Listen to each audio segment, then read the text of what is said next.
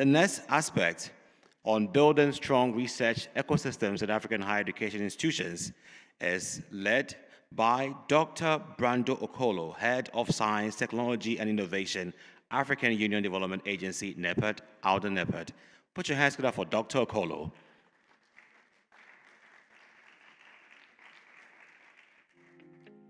It'll be beautiful if he makes his way close to me, so we stop. Let's do it, please.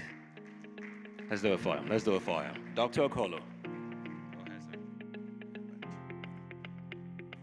Good afternoon. I'm actually quite pleased that at UM6P there's an Africa initiative. I think other universities should emulate that. Today's session is a bit special because we'll be having speakers or presenters and then a panel discussion after that. So still in the spirit of building strong research ecosystems in African higher educational institutions, this afternoon we will have a presentation by the Africa Charter for Transformative Research Collaborations, the journey so far. Without trying to take the word out of their mouth, I just want to say a few things about this charter. It was launched in 2023 in Namibia, and part of the work they are doing has to do with reshaping global scientific knowledge production. They're Africa-centered, and their goal is to see that Africa-centered framework promises to transform research landscapes, enabling African scholars to pursue their own lines of inquiry while fostering equitable South-North collaborations. I would like to invite the presenters today. First is Professor Isabella Abodering. Professor Abodering is the chair for Perilovi Africa Research Center at the University of Bristol. And next is Professor Puleng Segalo. She's Chief Albert Lutuli Research Chair at the University of South Africa. And then we have Professor Divine Fool. He's a Director for Institute for Humanities in Africa at the University of Cape Town.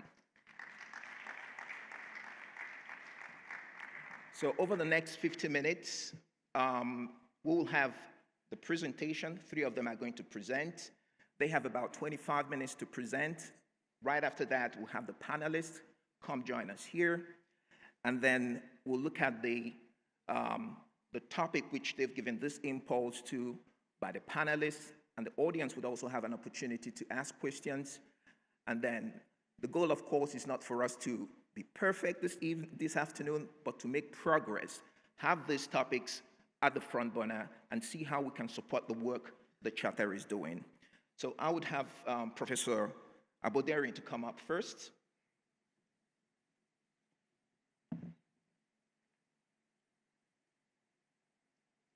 Thank you very much, Mr. Chair. President and Secretary General of the African Association of Universities, Vice Chancellors and their representatives, distinguished delegates, ladies and gentlemen, it's a real pleasure, a singular honor to be here today and to reflect on the Africa Charter for Transformative Research Collaborations on the occasion of its 2nd birthday, if you will. Please, may I have the presentation?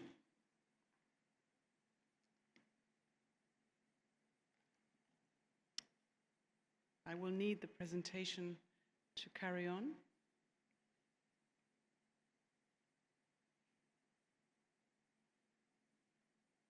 Apologies for this.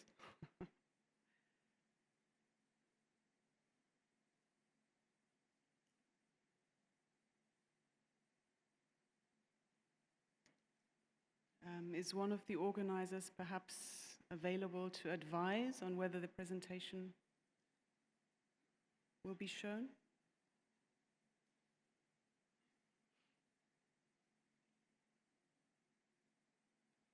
There we are. There we are. Thank you very much. So, together with my colleagues, we would like to take the next 15 to 20 minutes or so to reflect on the meaning and the arguments of the Africa Charter, the journey traveled so far and the road ahead. And in many ways, we will touch on key issues, key themes that have come out of the previous presentations to date. It's about African agency, it's about Africa's intellectual future in relation to global partnerships. So, 2 years ago, almost exactly to this day, the Africa Charter for Transformative Research Collaborations was launched in Windhoek during the Conference of Rectors, Vice-Chancellors, and Presidents of African Universities. This is a picture of the launch. Many of you might have been in the audience then, and those of you who were will remember what that moment stood for. It stood for the birth of a framework that is explicitly Africa-centered in its nature, Africa-centered in terms of rethinking how research collaborations between actors in the continent and those outside, in particular the global north, need to be reconfigured. A framework that was co-created by Africa's major higher education and research bodies and was asserted as Africa's position in an increasingly intense debate on equitable partnerships, a debate that remains dominated by actors in the global north.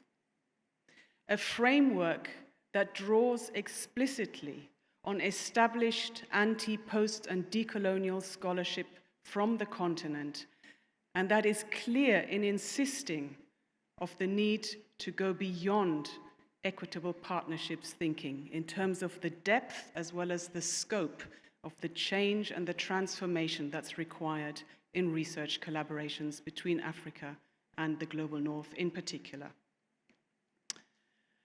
The argument of the Charter can be captured in 5 images, some of which are maps. And we learned about the power of images and maps from the Vice-Chancellor of the University of Namibia, who 2 years ago preceded the launch of the Charter with his presentation, which was made entirely up of maps, and it was powerful and set the scene for the Charter. The first map is this, and it shows the proportion of scientific output that arises from international scientific collaboration. And what it shows is that Africa is the world region with the highest rate of international collaborations. The key partners for the continent remain the science superpowers in the global north. The US, countries in Europe, in particular the UK and France, as well as Netherlands and Switzerland. And colonial links, historical colonial links, remain as significant factors in determining the landscape of these collaborations. So in other words, collaborations with the global north, with science superpowers in the north, dominate and continue to dominate Africa's scientific effort. The second map is this, and apologies because you won't be able to read the fine detail. But what this shows, this is a map, this is a depiction of global scientific output, and it shows at the core a few number of 12 countries or so, the science superpowers who are leaders in cutting-edge science, and it shows a large number of countries in the periphery. Of Africa's countries, only 2 are in the second outer layer, Egypt and South Africa. All others are right at the periphery of global scientific production, knowledge production. So, this map shows the peripheral positioning of African countries in the global scientific effort. And this positioning is also reflected in any other metric that you might care to look at, be it the rankings at the level of institutions or even individual scholars, be it the number of scholars produced by the continent. The third image is this. This map shows the landscape, the pattern of GDP globally, or if you like, the inequalities in GDP globally. Now, causal pathways are complex, and there's much to argue about in terms of the relevance of GDP as an indicator of economic success, of course. But what this map reflects and shows, and points to is that Africa's unfavorable positioning in global science undermines the continent's economic prospects, undermines its place in the global order, and sustains global inequalities.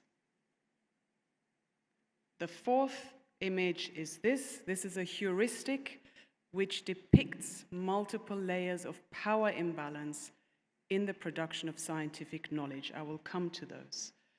What it depicts and what it shows is that Africa's unfavorable positioning in global science reflects an uneven playing field in the production of scientific knowledge, an uneven playing field that is made up of multiple layers of power imbalance, which themselves are legacies of colonial histories, and which are perpetuated and reproduced in research collaborations with northern partners. These power imbalances arise not only at the level of concrete collaboration arrangements or disparities in institutional resourcing and capabilities.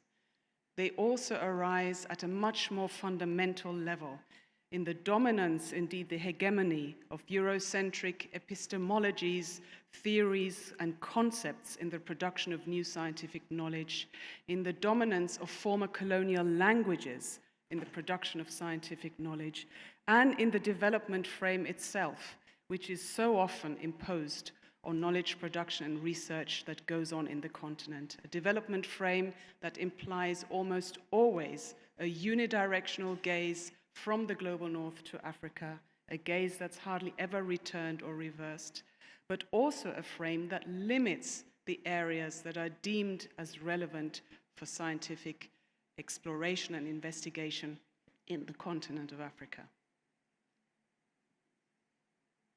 The Charter argues that redressing these power imbalances, in other words, evening the playing field, is an imperative.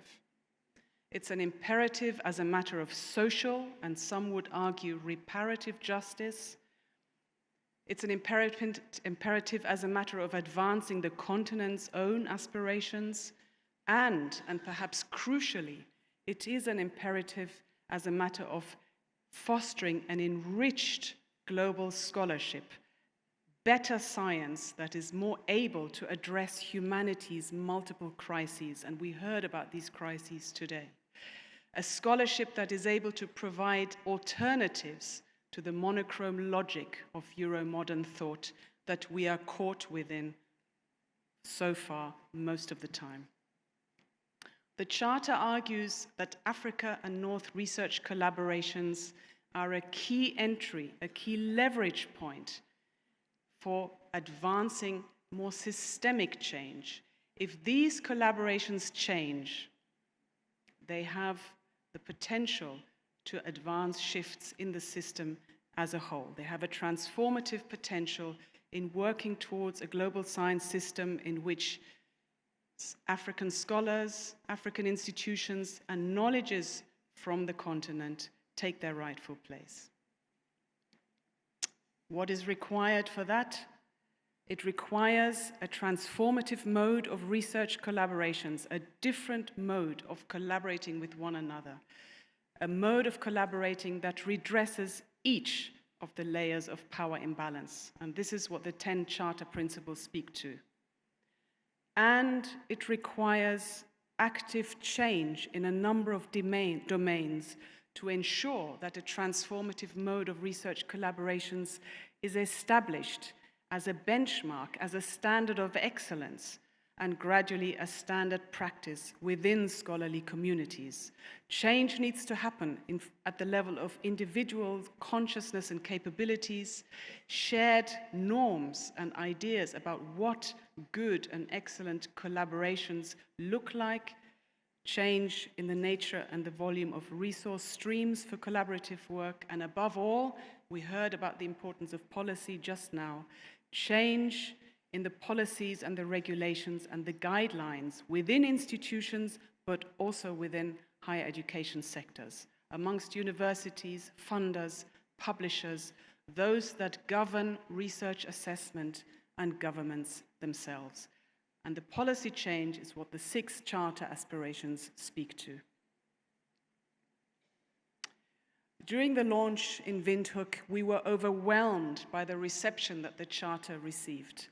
We had expected maybe 10 institutions to sign up to the charter. In the end, it was more than 80 vice-chancellors and their representatives who queued up to sign this document because it represented something important. But we were also challenged by many in the audience. And the concern was that we needed to ensure that the charter doesn't become yet another document on the shelf, a wonderful document that gathers dust on the shelf, another worthy initiative that ends up dying. And I think we have managed to meet that challenge. We have begun a movement for genuine change. And I will stop here and hand over to my colleague Puleng, who will talk about the journey so far. Puleng.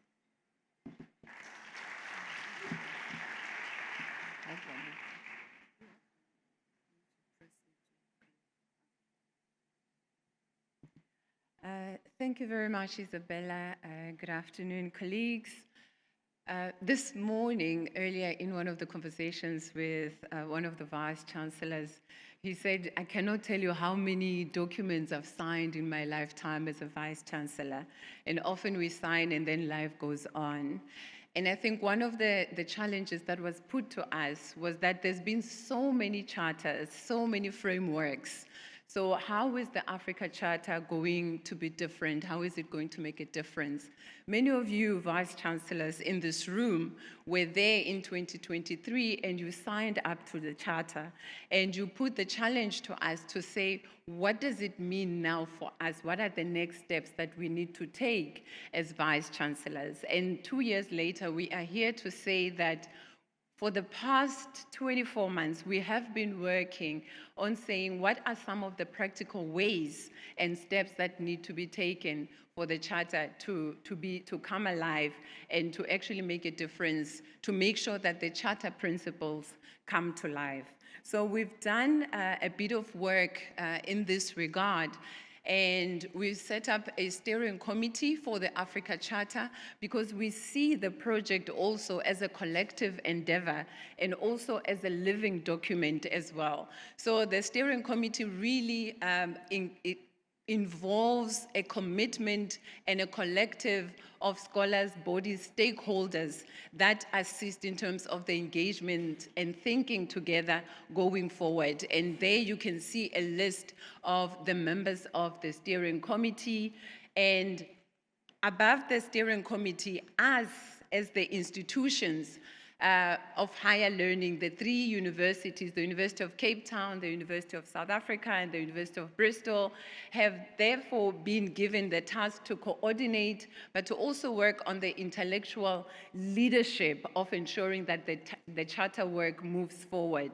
So what we have been doing is a series of engagements, a series of workshops, but also putting together work around the theory of change. What does it mean? What would it entail for universities to reimagine and rethink their policy guidelines? What does it mean when it comes to engaging with the funders and having engagements and conversations around saying, for us to be in partnership or collaboration with you, we have to abide by the Charter principles, and this is what it means for us as an institutions. Our Office of Partnerships, our Office of Research at the university, this is what needs to happen for the university to truly be a university that embraces the Charter. So we have been doing a lot of work around theory of change and working on saying what are the specific actions that would need to happen and for institutions to change and to reimagine,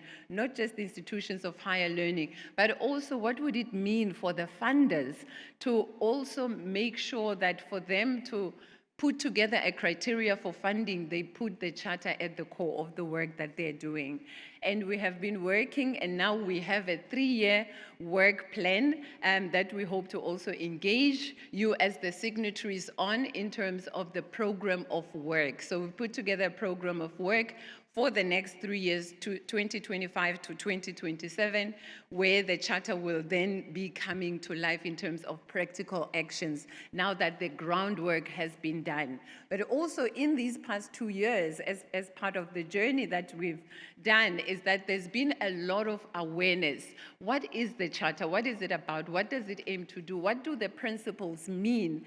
And so these are some of the engagements that we have been having with the different stakeholders, with the different funding bodies, with the different possible collaborators and partners that have been asking. So some of them we've reached out to say, let's have engagements, let's have workshops, let's have sessions, going to conferences, but also we've also been having stakeholders who are interested in the charter, who've seen, who've read about the charter, and saying, what would it mean for us as funders to implement and to center the charter as part of the work that we do? Well, how can we rethink the work that we're doing in centering the charter work that we're doing? So this is just an example of some of the stakeholders that we have been engaging with thus far. But we've also been doing the work as sort of a case study or pilot within our own institutions as well,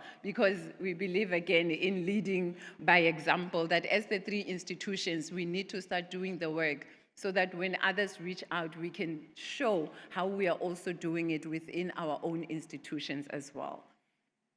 And, okay.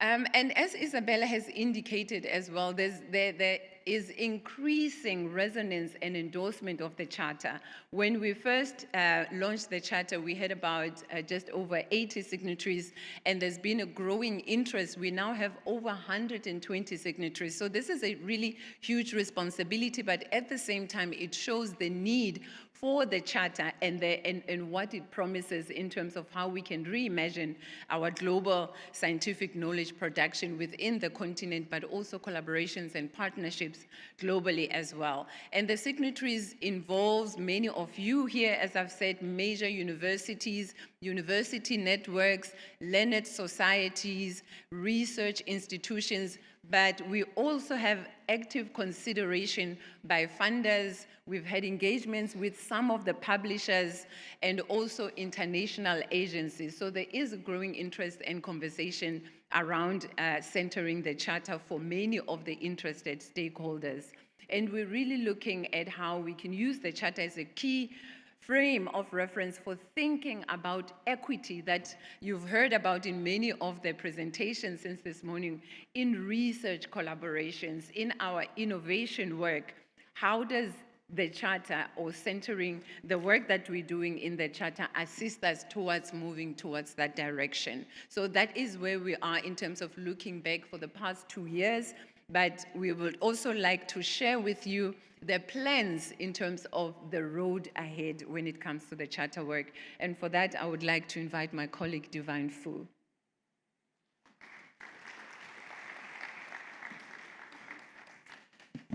Good afternoon, everybody.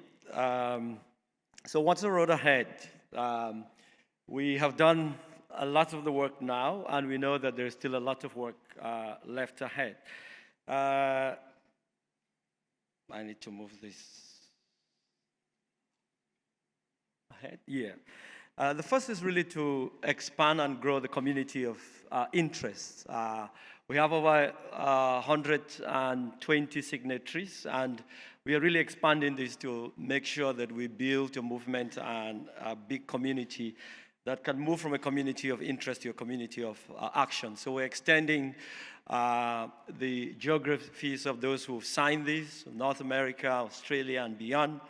And we are also trying to translate it from just being documents that have been signed by heads of institutions to having it adopted by researchers and to move beyond just the leadership of universities. The second is really to advance the charter and to translate it, into policy, into practice, and also to make it a living document. And here we are starting first by establishing a participatory process of critical reflection for really examining our existing collaborations. And here, we really want to identify good collaborations and also good practices that we can establish across the board. The second is that we want to do a careful review of existing policy infrastructure so that we can identify ways to really adapt current practices with institutions and also different policies, to work towards establishing good standards, for collaboration. The third is really to do joint learning and exchange. Once we have mobilized the capacities of institutions to really do respectful and respectable relationships. And the last is to continue with further scholarly debate and inquiry into these collaborations so that we can understand them, also refine the arguments of the Charter and expand the horizons to really make the Charter a living document and to get to more respectful and respectable collaborations. And third, what we really want to do is to move from this community of interest institutions that have signed this charter to a community of practice.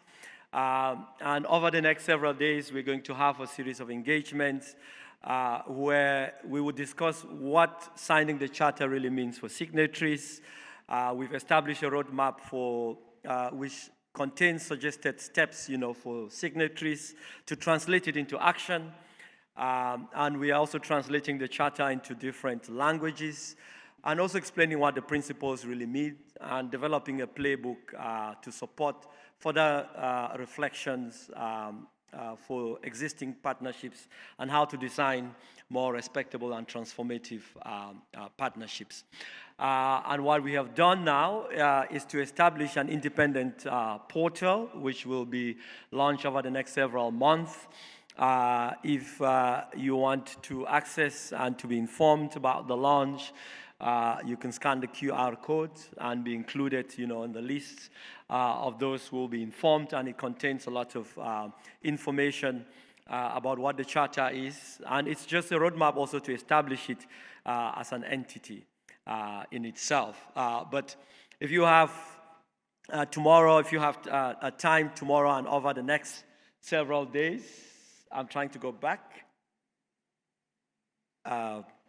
We have a session. How do I move this back? The red, yes. Okay.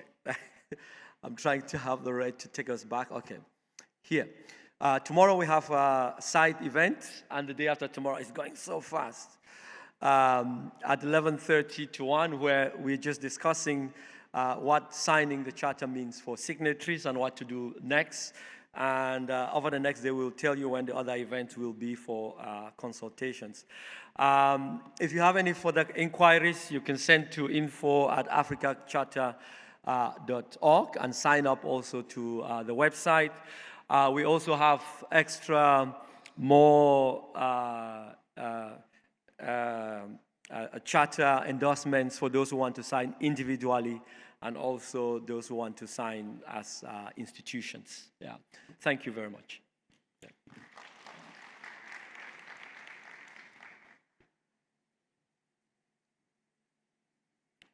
Thank you very much, presenters. Thank you, Professor Aboderi.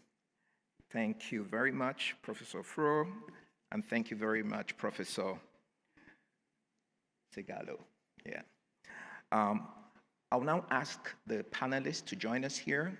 Because of infrastructural constraints, I'll ask our presenters to excuse us for a minute. When it's time for questions and answer, we'll call upon you.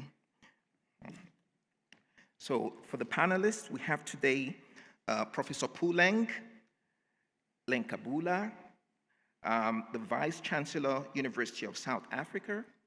Is she here?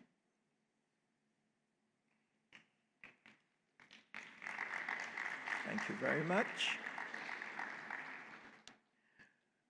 To join her on the podium is Professor Kenneth Matengu. He's also an AAU board member and the Vice Chancellor of the University of Namibia.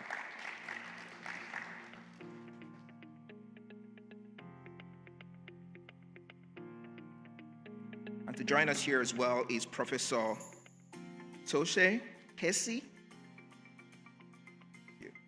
She's the Dean of Humanities at the University of Cape Town, South Africa.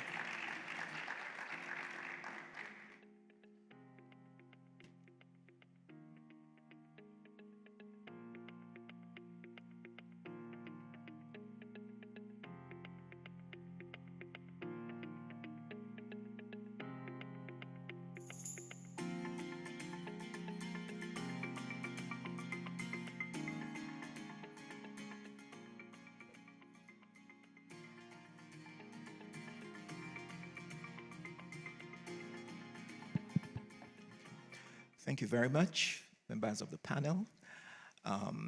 We've heard the impulse from the presenters on the charter, and it's a topic which you're all quite conversant with.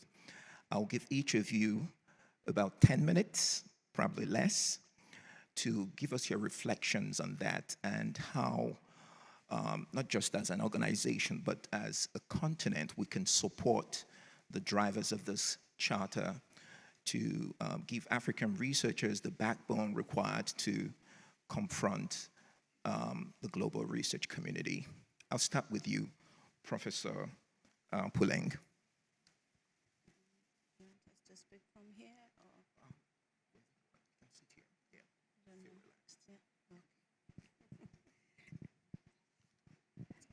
Thank you very much. I'm very appreciative to join this esteemed conference, as well as my colleagues from the University of Cape Town and University of Namibia in support of the African Charter.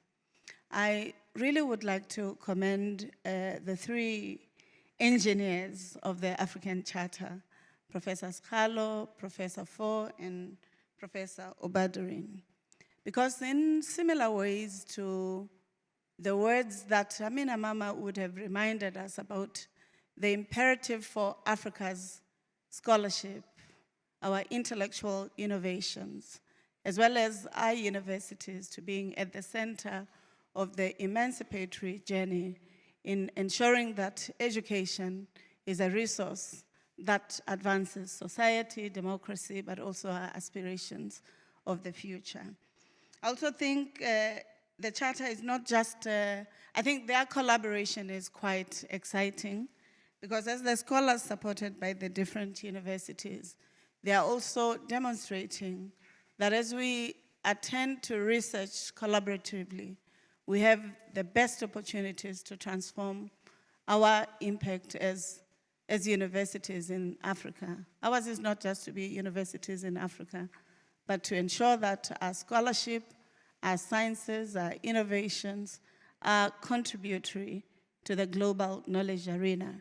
And if you saw the map, the heat map that they made about the contribution of Africa to global knowledge, I think it's quite an important insight that they bring us to the fore to say, how do we ensure that Africa's agency, Africa's knowledge systems, epistemologies, Africa's civilizations, but also inventions become core, they contribute, and they co-construct the future.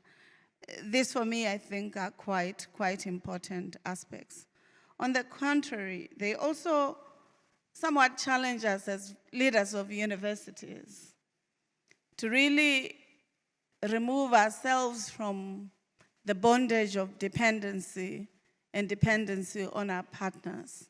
They invite us to co-constructing knowledge systems that are beneficial to our society, wherein not only the calibration of alliances, priorities, the powers that we see in the geopolitical dynamic are quite at the center of what we should be thinking through and contributing towards.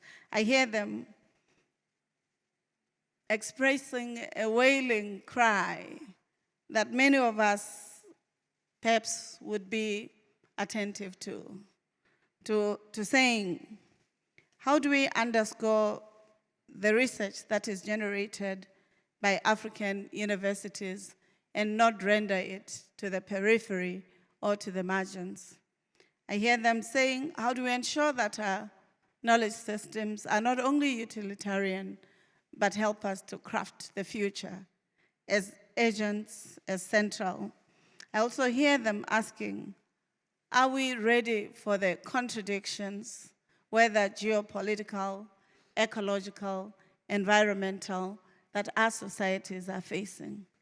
And how do we partner to ensure that progressive decision-making rooted in the transformative impulse and action or praxis, the grammar of change that they talked about, are centralized in our universities as they are in our partnerships with universities, science councils, or partners in the global north or in the global majority. Finally, I hear them reminding us that even in the context of contracting financing of higher education in many of our countries, including in the continent, that there's no need for us to only think about money as the center of scientific relationships, but to look at the contributions of co-constructing knowledge, validating knowledge systems of the continent as we do, their engagement with the global arena, but also at the same time looking at how we are not just cautious around financing of higher education, but use the outputs, meaning the research, the engaged scholarship, the global impact that derives from our universities. Finally, I also hear them in their centering of the Africa Charter, an invitation for us not just to talk about the Charter and transformation, but a vision of reclaiming Africa's futures in ways that do not make us just beggars in the marketplace of knowledge, but to be co-creators in the knowledge arena that is impactful.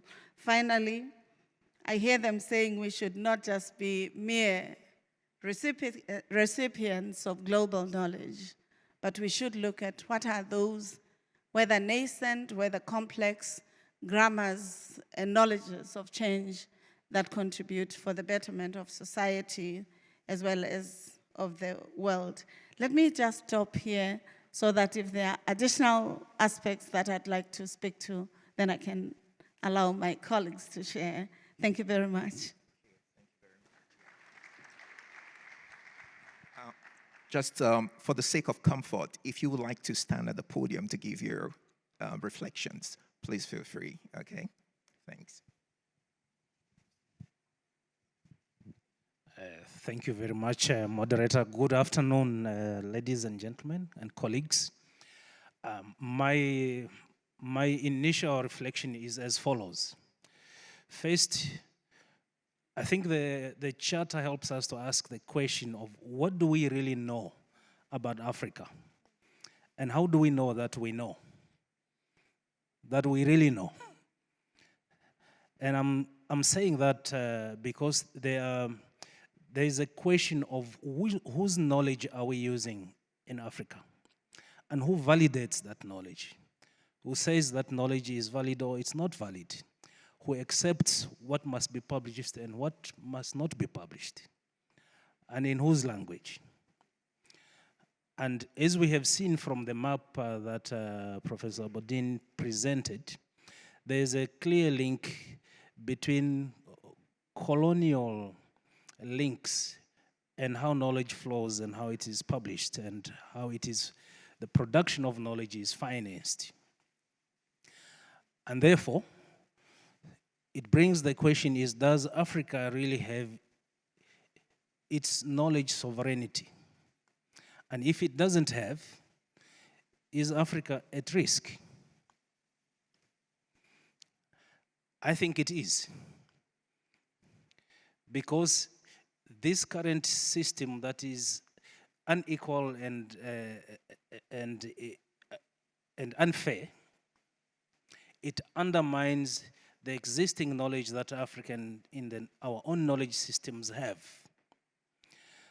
But more so, because we are not financing and assuring and validating what we know in our own way, it makes the continent vulnerable to abuse.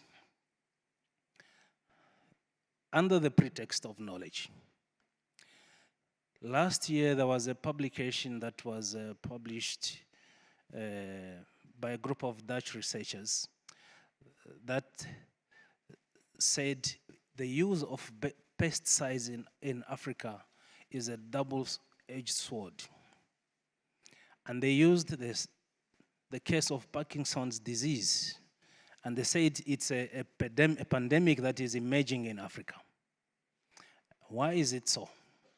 It is because more than 300 pesticides that are in use, that are advocated for use to increase yield and control pests and herbicides in Africa, more than 300 of those that are in use here are outlawed and banned elsewhere.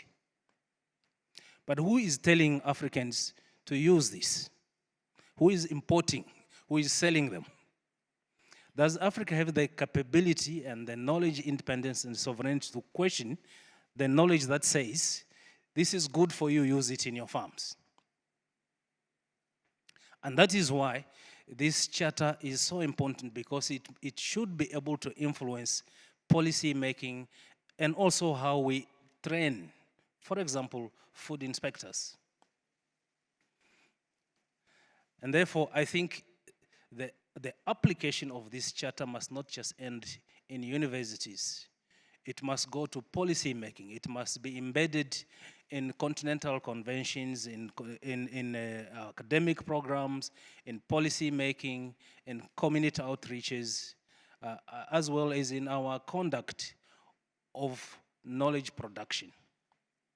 If we don't do this, we are failing. So the charter is there to guide how knowledge validation and production and use should matter in a space of co-creation.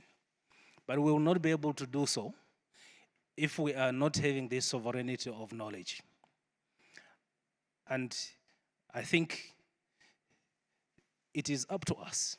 We know from the point of view of publications that there is still, if I would call it, publishing apartheid.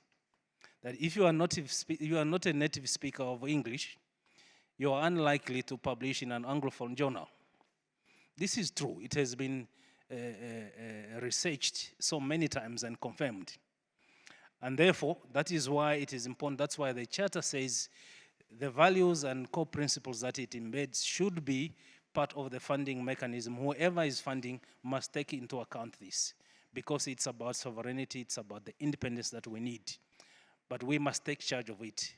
Now that we have signed, it is not enough. Thank you.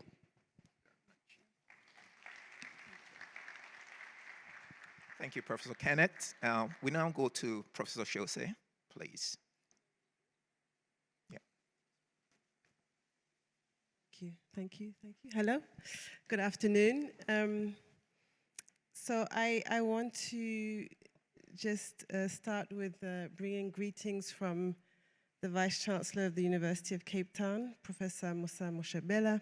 Unfortunately, he couldn't be with us today, and I am delighted to be able to share some reflections on his behalf.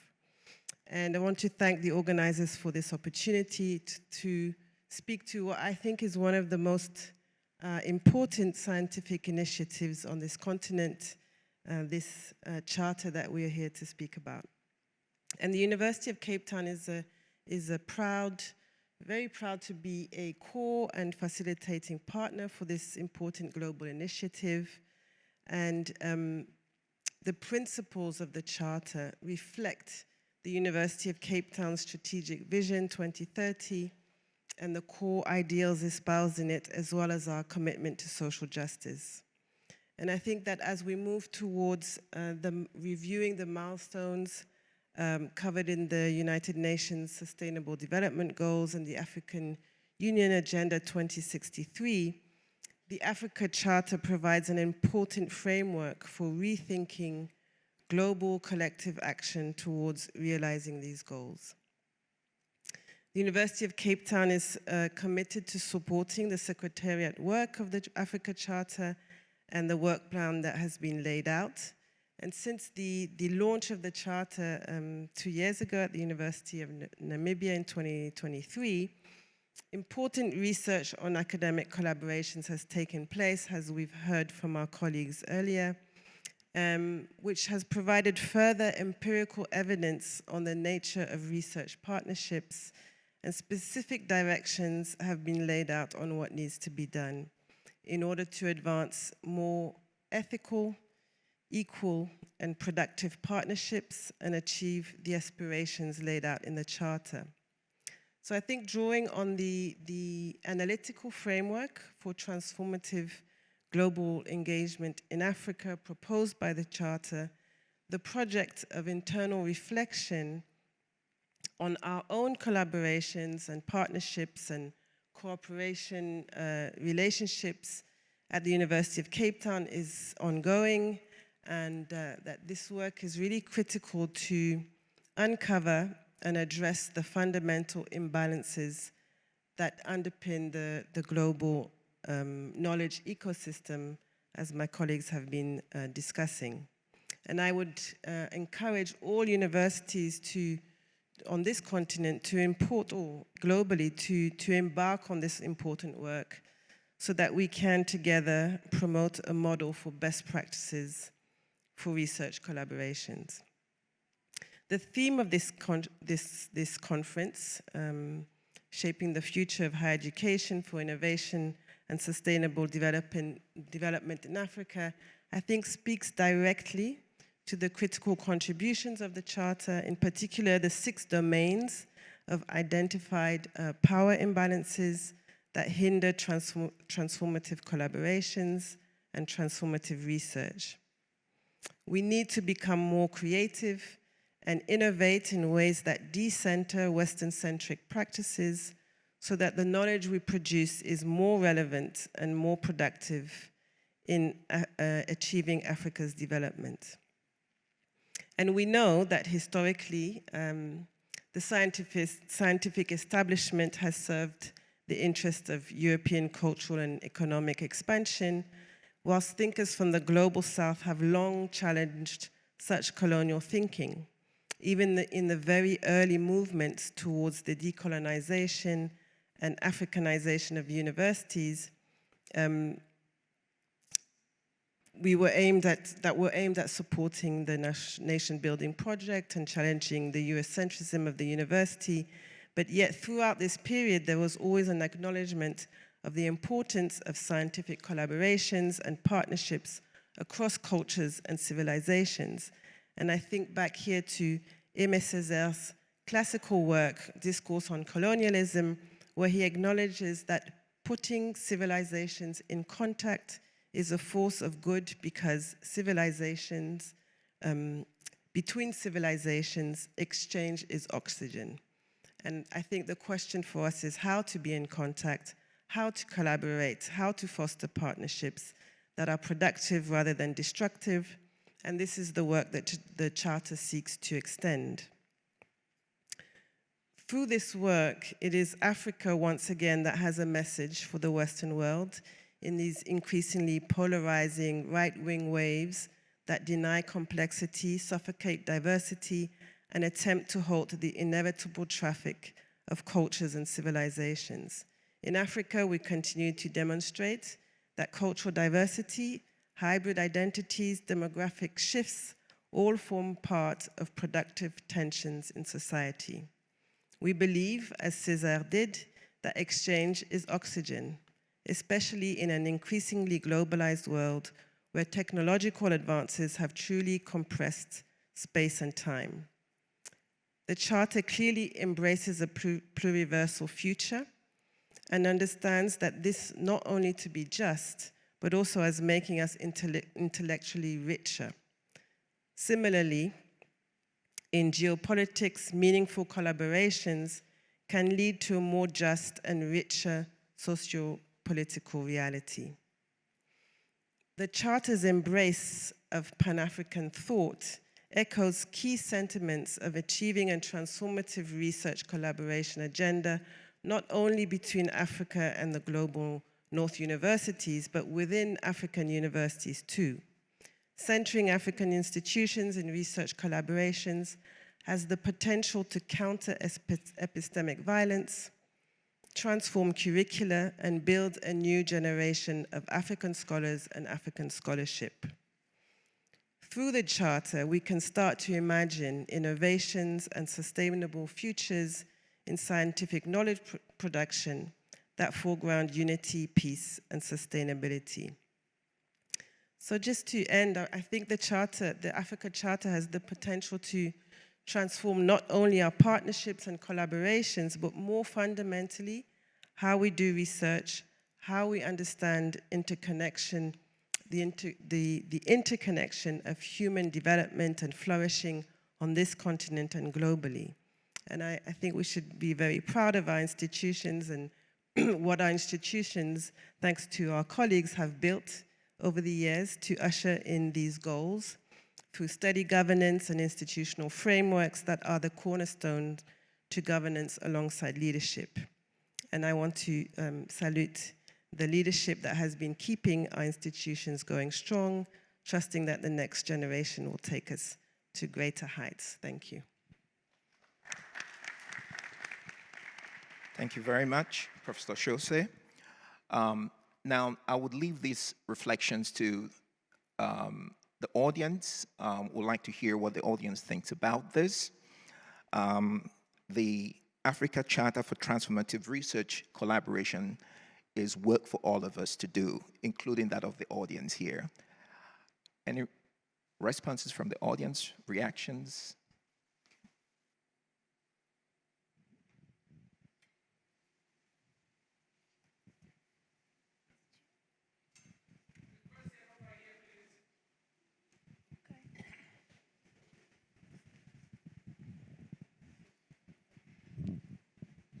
Yes, please. Okay, thank you, Mr. Chairman.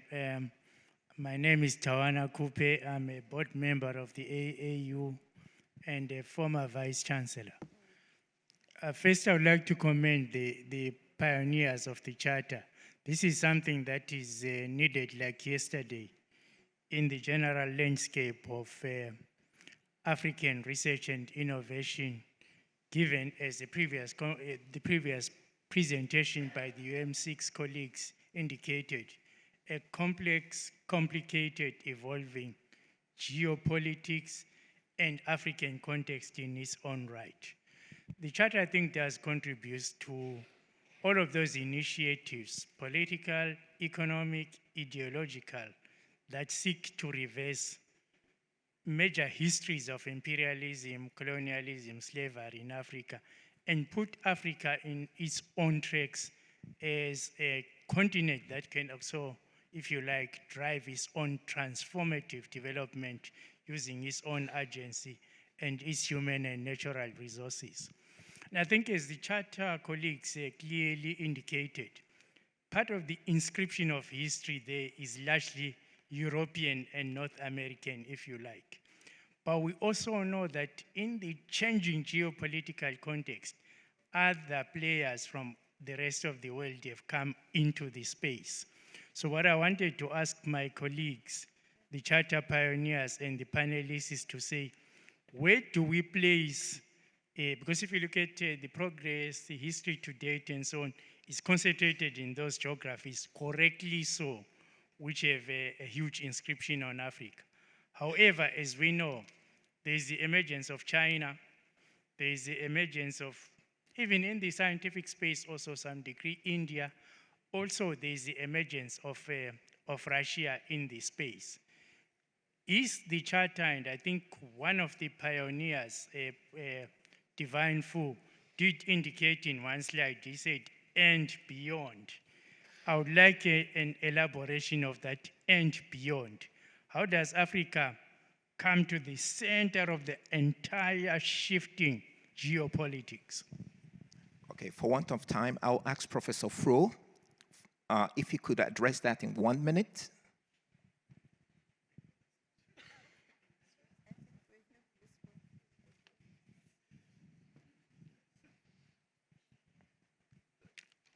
Thank you.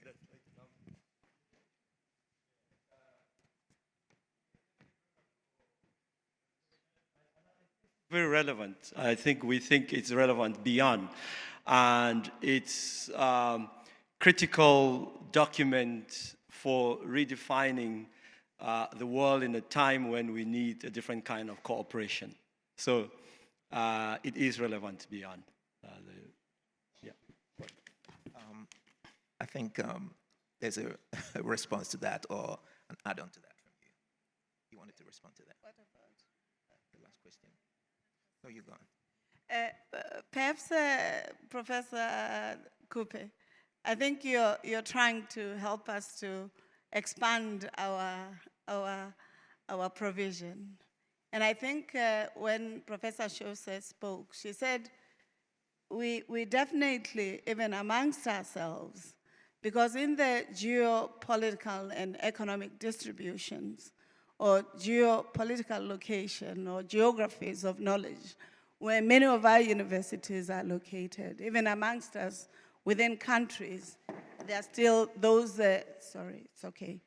There's still a requisite need for universities or science councils or systems to look at the policy positions and imperatives that assert equality, mutual accountability that our colleagues are talking about in the charter and that we agree to. But it's also an invitation within the new eruptions of power contestations, whether economic or political, for us as Africans, not just to come as mere participants or subjects that are researched, but our voices must be projected as sciences, as civilizations, but also the position of the universities. We just come from a context, for instance, where many countries, including our country, or many universities, including the University of South Africa, would have lost funding from global relations that would have been supported by the US, for instance. What do we do? How do we recover? How do we work together to ensure that we're not dependent? The same is true, how do we furnish, how do we create equal partnerships with China, not the hierarchies of the underdog and the superdog. So I think it's an invitation that even as we forge partnerships with new power players in the geopolitical systems, whether of knowledge or economy or whatever, that we should still insist on equality, inclusivity, accountability, but also co-constructing a world that is supported by science or resourced by scientific relationships of respect. And I think for me, that's one important area that enables us as universities in the continent really to reaffirm these important assets that the Charter reminds us of. Thank you. Thank you very much. We'll just take one more question. I think the gentleman there he had a question, correct? We have a question here, up. Good afternoon, everybody. My name is A.G.E.N.D.A from Botswana Accountancy College. Let me start by thanking the presenters for this very topical presentation. My question is around the extent to which we have buy-in at a political level, perhaps at African Union level. Have we been able to get buy-in around how best we can be able to progress with this particular initiative? We are aware that a number of countries have got different research agendas, and they do have various bilateral and multilateral arrangements with the global north and many other countries. So I just want to find out, do we have the political buy-in that is going to provide a conducive environment on which this particular charter is going to be anchored? Thank you. Thank you very much for the question. I'll probably ask Professor Chose.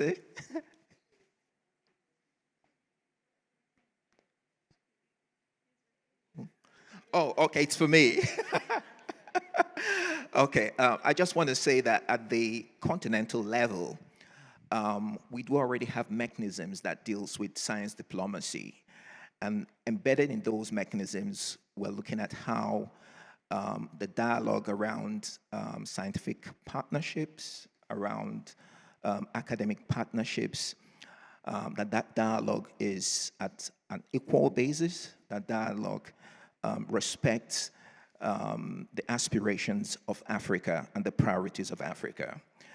Those mechanisms have been in place for a while now, and even within the STISA, so STISA stands for Science, Technology, and Innovation Strategy 2034, we do have science diplomacy embedded into that. The implementation plan considers the fact that every academic dialogue, every academic collaboration we go into, that Africa's priorities are well articulated, irrespective of who is funding the process. Thank you.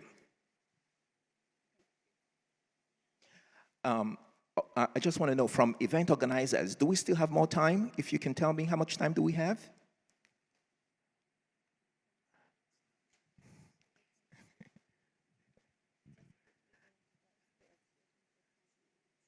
Okay, 2 minutes. Okay, thank you.